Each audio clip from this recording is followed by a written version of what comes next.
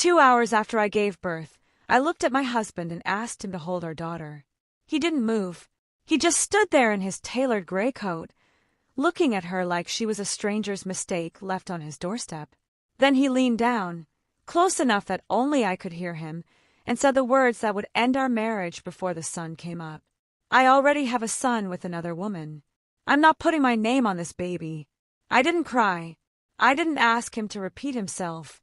I looked down at my daughter's face, still soft and pink, and completely unaware that her father had just chosen someone else in the same breath he refused her. I pulled her closer against my chest, and I smiled. Then remember this moment, I whispered, because it's the last one you'll ever get from us. He laughed. He actually laughed, like I'd said something cute and harmless, something a tired new mother says before she comes back to her senses. He had no idea that by the next morning we would be gone, and that his regret was only just beginning. My name is Sable Reed, and this is the story of the night my husband threw away his family, his fortune, and his future, all in the 2 hours after I became a mother. 4 years earlier, Weston Calloway walked into my life the way expensive things always do, quietly, and then all at once. I was working as a contracts auditor for a mid-sized firm in Charlotte, the kind of job where you read fine print until your eyes ache and your coffee goes cold twice before noon. He was the heir to Calloway Holdings, a real estate and hospitality group his grandfather had built from a single roadside motel into something that owned skylines. He didn't need to impress anyone. He never raised his voice, never checked his phone at dinner, never once made me feel like an accessory to a life that was already full before I arrived. For the first year, I thought I had found the rarest thing there was, a wealthy man who still remembered how to be kind to a woman who couldn't do anything for him. His mother, Adele, was polite to me the way people are polite to something they're waiting to replace. His father, Preston Calloway, barely spoke to me at all in those early years, usually leaving the room within minutes of my arrival with some excuse about a call he needed to take. I told myself that was simply his nature. Old money, old manners, old silence. I didn't understand yet that in that family, silence was never neutral. It was a decision made carefully and revisited only when it stopped being useful. We married 18 months after we met. In a small ceremony Weston insisted on keeping modest. Away from the company noise, he said, squeezing my hand like the two of us were conspiring against something larger than ourselves. I remember standing in the courthouse hallway beforehand, straightening his tie because his hands were shaking, and thinking that a man that nervous about marrying me couldn't possibly be capable of the kind of calm, practiced cruelty I would meet 2 years later in a hospital room. I was wrong about that, the way I was wrong about a lot of things back then, mostly because he was very good at saying them like they were simple truths instead of careful scripts. It was during our 2nd year of marriage that I first heard the name Camille Rousseau. She was Weston's executive assistant, a woman with sharp tailored blazers and a voice that never rose above a calm, even register. I met her twice at company events. The second time, at a holiday dinner, I caught her glancing at Weston across the room with an expression I couldn't place at the time. Not quite guilt, not quite longing, something closer to exhaustion. I told myself I'd imagined it. I had no real reason to think otherwise. Weston still came home most nights. He still remembered our anniversary. But looking back, the small things had already started. Calls he took in the driveway instead of inside the house. Business trips that got extended by a day, then 2, with explanations that were technically plausible and somehow never quite specific. Whenever I brought up the idea of a bigger family someday, a 3rd child, a bigger house, he'd get quiet in a way that felt less like a man dreaming ahead and more like a man calculating how much longer he could avoid the subject. I noticed. I just didn't let myself follow the thought all the way to its ending. There was one night, early in that 2nd year, when he came home past midnight from what he said was a client dinner, and I found a receipt in his coat pocket the next morning for a restaurant 2 towns over, a place I'd never heard him mention, dated 2 hours earlier than the time he'd told me he left. I asked him about it over breakfast, half joking, and watched him construct an explanation in real time. A colleague's retirement dinner, a table he joined late, nothing worth remembering.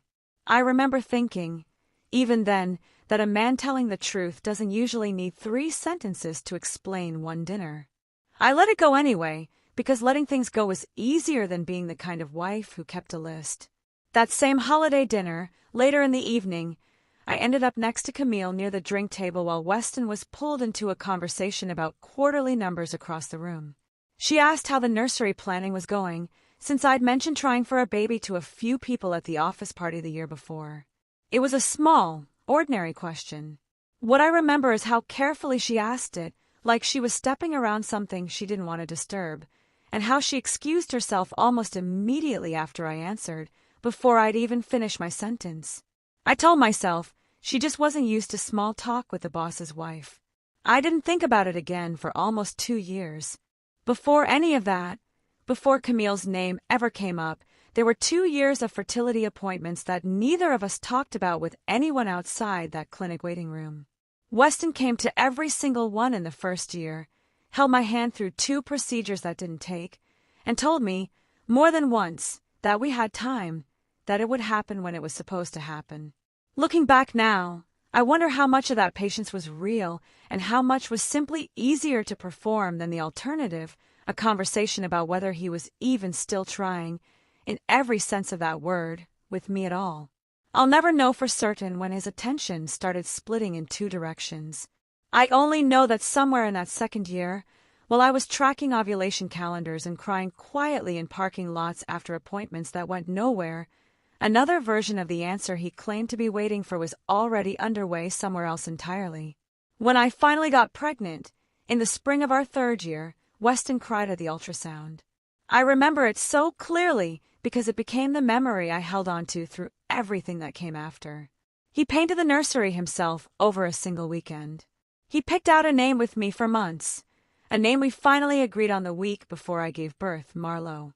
I didn't know then that Camille was already several months into a pregnancy of her own. I've since had to accept that I may never know exactly when it began, only that it had been going on long enough and carefully enough that I never once caught it in 4 years of paying attention to almost everything else.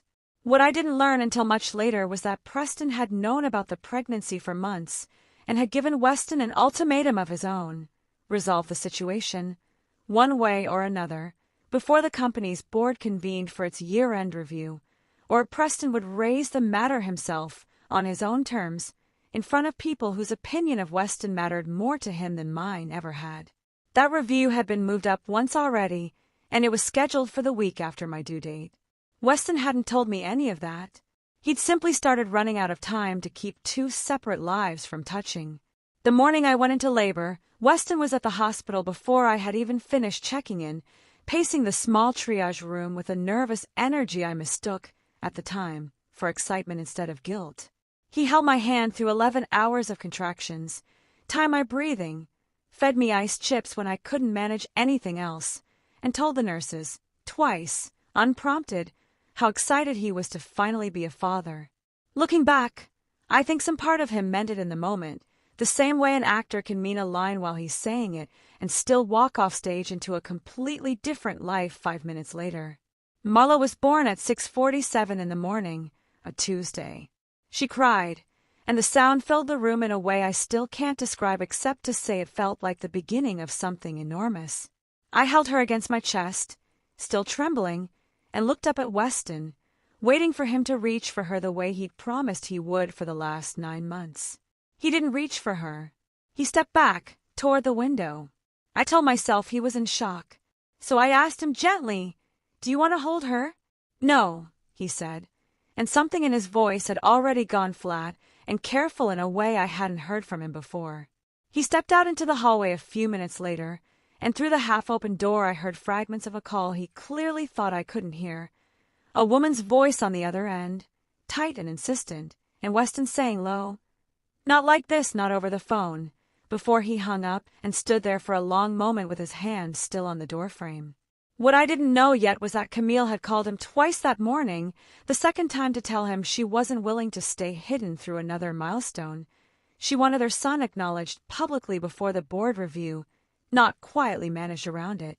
And beneath that, a text had come in from his mother 20 minutes earlier, letting him know she and Preston were already on their way to the hospital to meet their new granddaughter, with no indication either of them planned to pretend, once they arrived, that there was only one grandchild worth acknowledging that year.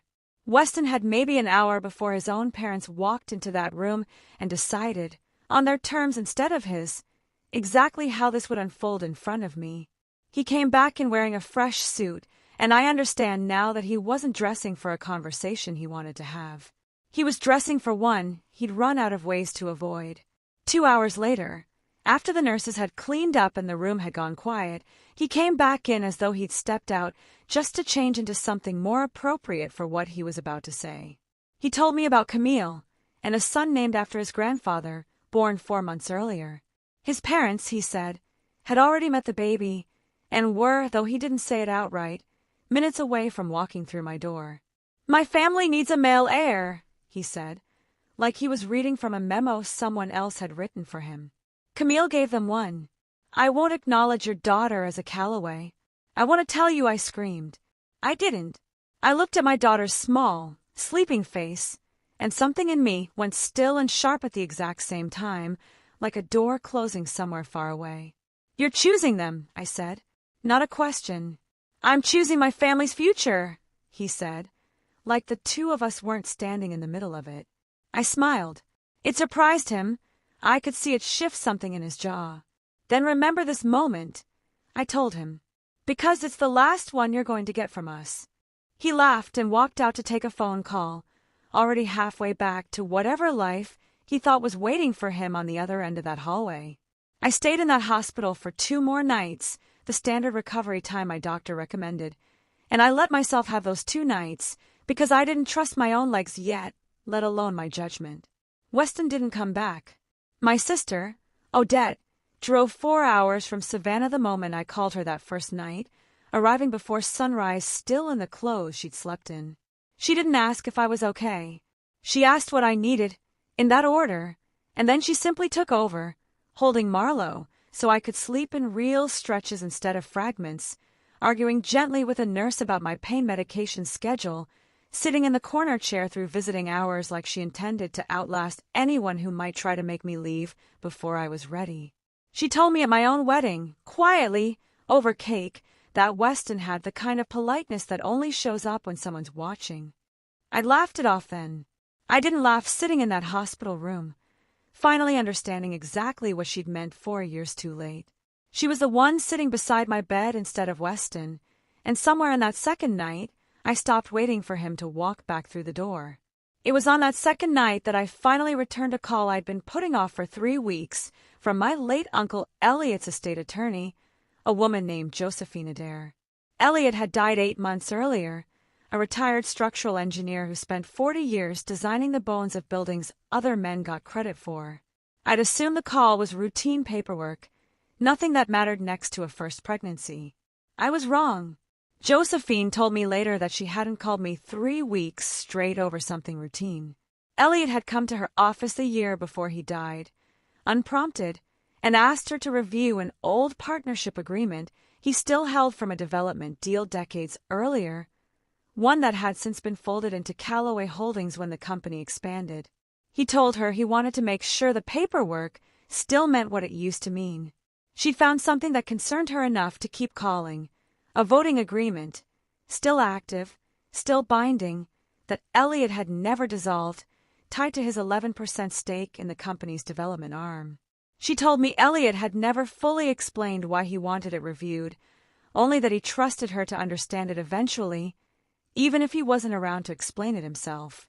She'd worked with him for nearly 15 years, and said she still hadn't fully understood him until she watched, in real time, exactly what that quiet preparation had been protecting all along. She didn't know yet what I'd need it for. She just knew, in her words, that some inheritances are worth understanding before you need them, not after. I'd asked her, from that hospital bed, what any of it meant for me now. "It means," she said, "you have more say in that company than your husband thinks you do." I didn't rush anything the way I might tell it for effect. I went home first, to the house Weston and I had shared for exactly 1 week, because I needed somewhere familiar to figure out what came next, and because a lawyer with any sense will tell you not to make permanent decisions 3 days postpartum. Weston didn't come home either. He stayed at his parents' house, and the only contact I had from him during that week was a single text asking whether I'd had time to think things over, as though I was the one who needed to reconsider a decision he'd made months before I ever went into labor. He called once that week, on the 4th night, and I almost didn't pick up. When I did, he didn't ask about Marlo. He asked whether I'd spoken to anyone at the company, in a tone that made it clear he already suspected I had. I told him the truth, that I hadn't decided anything yet, which was accurate, even if it wasn't the whole picture. He said, almost gently, that he hoped we could keep this civil for everyone's sake, as though civility was something he'd only just remembered existed, now that it might cost him something to lose it. I hung up without answering and sat with the phone in my lap for a long time afterward, listening to Marlo breathe in the bassinet beside the bed, trying to figure out which version of him had ever actually been real. I spent most of that week doing ordinary things that felt strange in the context of everything else. Folding tiny clothes, learning the rhythm of a newborn's cries, standing in the nursery, he painted himself, and running my hand along a wall that suddenly felt like it belonged to someone else's marriage. On the 5th night, I finally opened the closet and started packing, quietly, one drawer at a time, not out of anger but because staying had stopped making sense the moment I let myself admit it. Odette came back that weekend to help me carry boxes to a rental 2 streets from her own house, close enough that she could still show up unannounced with groceries and an opinion about everything. By the end of that week, Josephine and I had gone through the folder properly, in daylight at her office, with real coffee and enough time to ask questions. What Elliot's shares gave me wasn't control of the company. It was a legal right to request a formal review of executive conduct that could expose Callaway Holdings to reputational or financial risk during any active financing period, and the company happened to be mid-refinancing that quarter, a fact that had nothing to do with luck and everything to do with the kind of aggressive expansion Weston's father had been pushing for years. An affair that had produced 2 competing children, one of them born to an employee, during a period when Weston had personally signed statements to lenders describing his stable personal circumstances, was exactly the kind of conduct that review existed to catch. I filed the request through Josephine at the start of the 2nd week. I moved out of the house permanently that same week, into a rental near Odette with Marlo, and let the company's own process do something I never could have done from a hospital bed, force Weston to explain himself to people who had never once needed my permission to ask hard questions. 2 weeks after I filed, before the board convened, Camille called me. I almost didn't answer. When I did, she told me she'd heard about the review through the office, and she wanted to say something before it became a spectacle. She sounded tired in a way that had nothing to do with a newborn, a kind of tired I recognized because I'd been carrying a version of it myself for 4 years without a name for it. She told me she'd grown up an only child in a small town outside Baton Rouge, that she'd moved to Charlotte for the job with no family nearby, and that somewhere in the loneliness of that first year working for Weston, careful attention had started to feel like something it wasn't. She said she'd told herself, more than once, that she'd stop answering his calls after hours, and never quite managed it, until stopping would have meant losing the only steady thing in a city where she still didn't know anyone else well enough to call at midnight. She told me Weston had promised her, months into things, that he intended to leave me eventually, that by the time she let herself believe him, she was already pregnant, already isolated, already unsure who else she could tell. He does this, she said quietly. He tells people exactly enough to keep them moving in his direction. I asked her why she was telling me now. She was quiet for a long moment. Because someone should know the truth going in, she finally said, instead of finding out piece by piece in front of an audience. I thought about the nursery he'd painted, the ultrasound he'd cried at, and I understood that Camille and I had been handed versions of the exact same performance, staged for 2 different women who each thought they were the only audience. The board meeting happened on a Thursday, in a glass room on the 14th floor that smelled like fresh coffee and something colder underneath it. I wasn't required to attend in person. Josephine handled the procedural side, but I went anyway, Marlowe asleep in a carrier against my chest, because I wanted Weston to see exactly who was sitting across the table from him when his father finally asked him to explain himself out loud. Preston asked Weston, in front of 6 board members and 2 outside counsel, whether it was true he had fathered a child with an employee while personally certifying to lenders that his circumstances were stable. Weston said the situation was being handled privately. Preston asked whether privately included leaving his newborn daughter in a hospital room in front of nursing staff who would remember every detail of it. Weston didn't have an answer for that one. He looked, for the first time in 4 years, like a man who had run out of the right sentence to say. Then a former colleague of Weston's, a man who'd left the company on unfriendly terms 2 months earlier after a dispute over a bonus he felt he'd been unfairly denied, sent Josephine a message thread he'd been sitting on out of simple resentment. Weston joking, months before, that once the heir situation was settled, he planned to quietly separate from Camille within a year, once the optics no longer mattered. It wasn't luck that handed us that thread. It was the ordinary, predictable consequence of treating people as disposable and assuming none of them would ever compare notes or wait for the right moment to use what they'd kept. Camille sat through that reading with her hands flat on the table. When it was finished, she stood, straightened her blazer, and said the only sentence I ever heard her speak to Weston directly. "You should have just told the truth to somebody. Anybody. Even once, before it cost this much." Then she walked out. Weston caught me in the elevator afterward, before I could reach the parking garage. He looked smaller in that mirrored box than I had ever seen him look in 4 years of marriage, his jaw working like he was trying to find a version of himself that could still talk his way out of a room. "You planned this," he said. Not quite a question, like he needed it to be my fault instead of his own. "I didn't have to plan anything," I told him. "I just stopped covering for you the second you stopped pretending." The doors opened before he could answer, and I walked out into the parking garage with my daughter asleep against my chest, and I didn't look back to see whether he followed.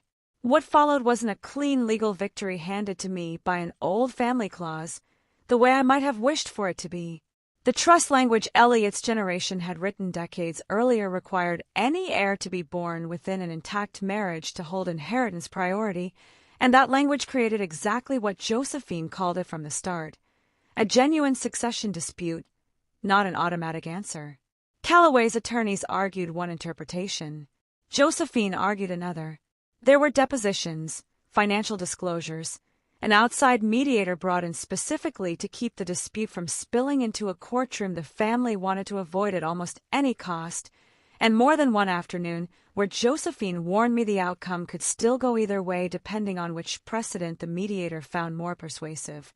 It took the better part of 4 months, alongside the divorce proceedings, before the board's outside counsel finally settled the matter through negotiation rather than a clean ruling. Marlowe would hold formal inheritance standing as the only child born inside the marriage on record, while Camille's son would remain outside the company's succession structure entirely, a separate matter for Weston to resolve, if he chose to on his own, through whatever private arrangement he could manage. Without the company's backing, Weston hadn't secured an heir. He'd spent a year manufacturing a dispute that ended with the daughter he refused to hold becoming the only child anyone in that family was legally required to provide for. The divorce settlement itself took those same 4 months. I didn't ask for anything vindictive in the paperwork. I asked for what was fair, and with Elliot's shares behind me and a board that no longer trusted Weston with much of anything, fair turned out to be more than either of us expected going in. The custody arrangement was the only part where Weston initially showed up looking like the man I'd married. He asked for structured visitation, and I let the mediator set reasonable terms, because I wanted to be able to tell Marlowe honestly, someday, that I hadn't been the one who closed every door. He used 4 of his first 6 scheduled visits, showing up late to 2 of them and cutting a 3rd short for a work call. By her first birthday, he'd stopped scheduling them at all, and no clause, no mediator, and no amount of money ever managed to fix the part of him that had made that choice 2 hours after she was born. Preston reached out himself, almost a year after the board meeting, and asked if we could talk without lawyers in the room. We met at a coffee shop near my new house, neutral ground, and he sat across from me, looking older than I remembered, his hands wrapped around a cup he never drank from.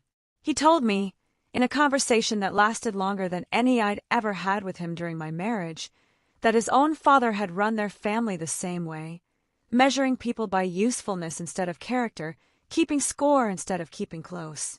He said his father had once told him, when Preston was barely older than Weston was now, that sentiment was a luxury the family business couldn't afford, and that he'd spent decades believing that sentence without ever once questioning where it had actually gotten any of them.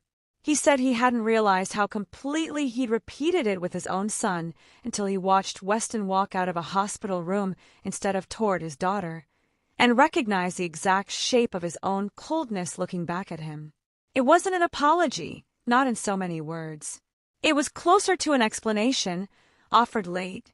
For a silence, he finally seemed to understand he'd helped build long before I ever arrived in that family. Adele sent one letter around that same time, on the same cream stationery she'd used for our wedding invitations, saying she hoped I would understand these things are complicated. I read it twice and didn't answer. Some understanding isn't owed just because someone finally decides to ask for it after the damage is already done. I moved 2 hours away, to a quiet house with a yard and a maple tree Marlo insists on naming every season. Odette drives up most Sundays, still smelling faintly like whatever her husband was repairing that week, and she still hasn't let me live down the fact that she distrusted Weston's politeness years before I was ready to hear it. Josephine handles the trust paperwork twice a year now, always over coffee, always with the same dry joke about how 3 weeks of unanswered voicemails turned into the most useful legal strategy she never planned to hand me. Preston sends a card on Marlo's birthday now, signed simply grandfather, and last year he asked, through Josephine, whether he could visit occasionally on neutral terms, no expectations attached. I said yes, mostly because Marlo deserves to decide for herself, when she's older, what kind of relationship she wants with a family whose name she carries and whose fortune, as it turned out, became legally hers before her father ever fully understood what he'd lost. Weston called me once, almost a year after everything, late at night, his voice smaller than I'd ever heard it, none of the calm authority left in it at all. He asked if there was still a way to be part of Marlo's life the way he should have been from the very beginning, before any of this had a chance to happen. I thought about the hospital room, the 2 hours he'd made me sit there believing he might still choose us before he decided not to. You had your 2 hours, I told him. I gave you the rest of your life after that to change your mind, and you spent every bit of it making sure you didn't. I hung up, and I haven't heard from him since. Not a card, not a message, not even through Josephine. Marlo is walking now, fast and a little reckless, the way toddlers are when they've decided the whole world exists specifically for them to explore. She has my mouth and somebody else's stubborn chin, and she has started asking, in the fragmented way 2-year-olds ask anything, where her father is. I haven't found the right words yet. I don't think there's a version of the truth that fits neatly into a toddler's vocabulary, so for now I tell her he's far away, and I let that be enough, knowing there's a harder conversation waiting for us both somewhere down the road, one I refuse to have before she's actually ready to hear it. I think about that hospital room more than I probably should, given how far away it feels now. Not the cruelty of it, not even the 2 hours themselves, but the exact moment right before I smiled, the half-second where I could have chosen to fall apart instead, and something in me, quieter than anger and steadier than grief, decided not to. I don't know exactly where that steadiness came from. Maybe it was Elliot's, waiting patiently in old paperwork for a moment he never got to see. Maybe it was Odette's, sitting beside that bed instead of the man who should have been there. Maybe it was just what happens when a person finally runs out of reasons to make herself smaller for someone who was never going to notice the effort anyway. Every night before she falls asleep, I tell Marlo the same thing, that the people who are supposed to choose you sometimes don't, and that isn't the end of the story. It's just the part where you find out who does. Some nights she's already asleep before I finish saying it, and I say it anyway, quietly, mostly for myself at this point, because it's still the truest thing I know how to tell either of us. Sometimes winning isn't getting revenge. Sometimes it's just making sure the next generation never has to beg to be chosen. If you were me, lying in that hospital bed with a promise breaking apart right in front of you, would you have smiled the way I did? Or would you have let him see exactly what you were feeling in that moment? Tell me in the comments, because I still think about which one of us actually walked away having won.